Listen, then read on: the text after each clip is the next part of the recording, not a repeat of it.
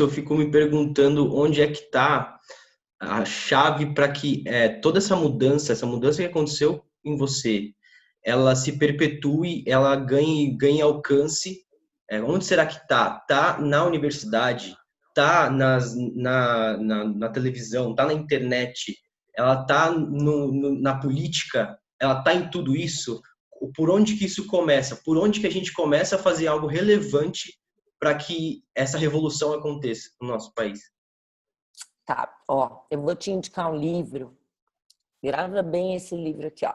O nome é O Rei Vai Nu, tá? Ele Uhum. foi escrito por Jack Herer, que leva inclusive o nome de um strain de cannabis vendido fora do Brasil. As pessoas podem tomar essa medicação com esse nome desse autor, que é um ativista canábico americano, e ele escreveu esse livro. Isso aqui você encontra na internet, vem de Portugal, a edição é feita lá em Portugal. Uhum. E esse livro ele conta a história da conspiração contra o cânhamo, desde quando que começou essa história.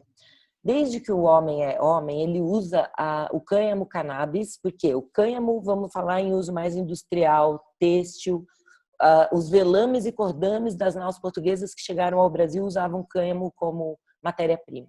E a cannabis a gente vai usar mais na referência da planta, que a fêmea, dando suas flores, produzem a resina, que de lá saem os canabinoides, essas moléculas que o corpo humano consegue utilizar.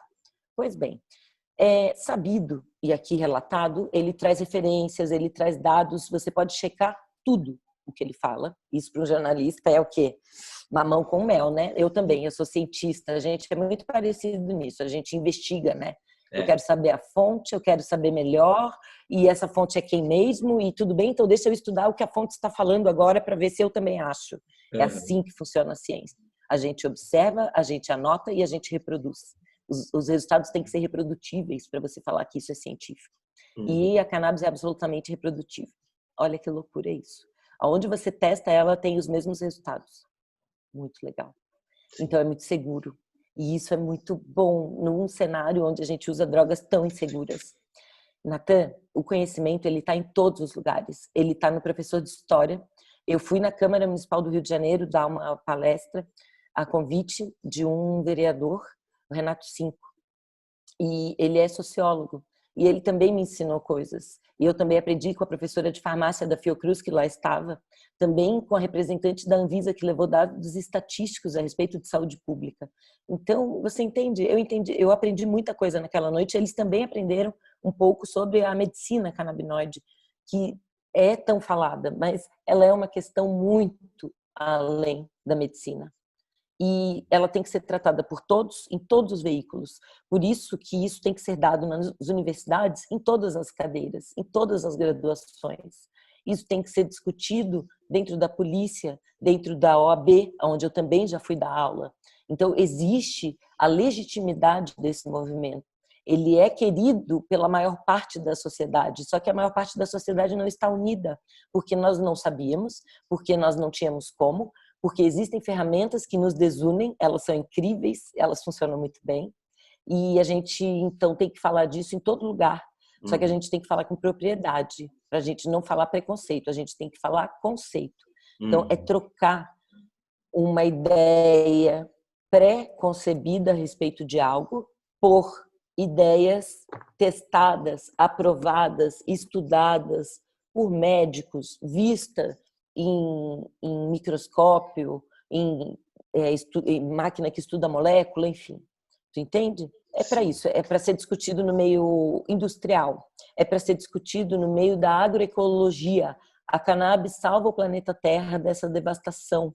A cannabis é alimento. A semente da cannabis é uma das maiores superfoods, superalimentos que existe. Então, olha como uma planta é generosa. A gente extrai das flores a medicação, das folhas dá para fazer coisas, tem triptofano lá, então dá para fazer medicação. Do caule você faz as partes fibrosas e usa na indústria. A semente é comida, a semente é óleo, que pode ser usado para vários fins, inclusive culinário, sem, no entanto, conter o THC nem o CBD.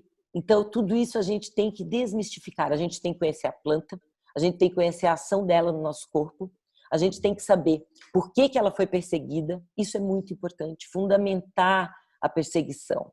olhar para aquelas pessoas que carregam crenças preconceituosas dentro de si e dizer: o senhor está equivocado, o senhor precisa estudar melhor a história para poder afirmar isso, porque isso não está certo. Eu conheço a história.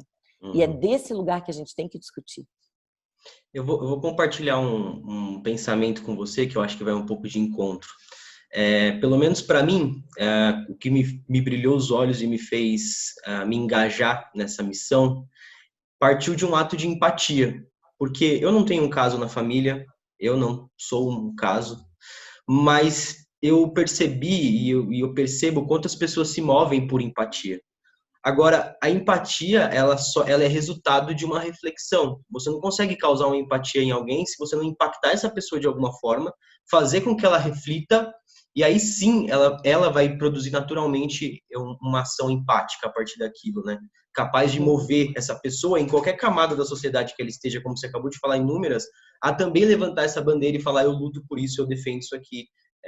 Então, eu acho que muito do nosso papel é exatamente ter essa base fundamentada, seja em qual área que você está, para que quando você for falar com alguém, para quando você for mostrar evidências, você ter isso muito bem na mão, a ponto de fazer com que a outra pessoa do outro lado possa refletir.